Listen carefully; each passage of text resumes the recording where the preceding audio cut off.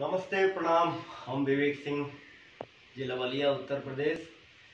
एगो आज फिर नया गाना लेके आयल बानी आप सबके बीच में। पवन सिंह जी के एगो हमहू प्रयास कैले बानी। अच्छा लगी तो लाइक, कमेंट, शेयर, सब्सक्राइब, आशीर्वाद, प्यार देते रहिएगा आप सभी। सास गईली नहीं हर रहताड़े ससुर जी दुआरे, सास गईली नहीं हर रहताड़े ससुर जी दुआरे। देखेला जब सुघर लइके लागे सीटी मारे, शादी शुदा होके खोजेला कुंवार सखी पियावा रे। शादी शुदा होके खोजेला कुंवार सखी पियावा रे।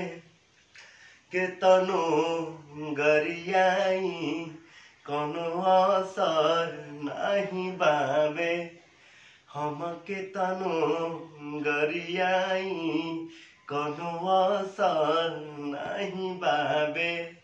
सिम रखले बाटे 4 गो ओ बदल के बतियावे।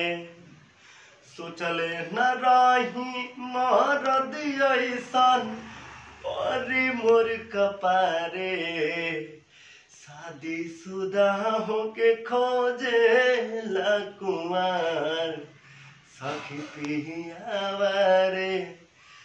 शादी शुदा होके खोजेला कुंवार सखी पियावा रे।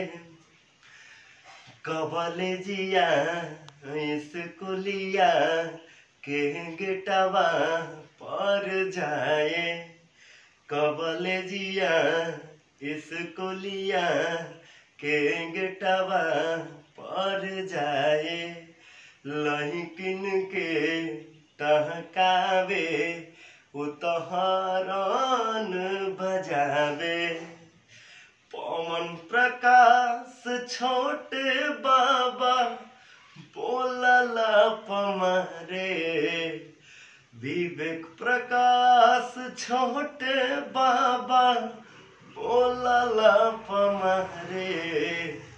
शादी शुदा होके खोजेला कुंवार सखी पियावा रे।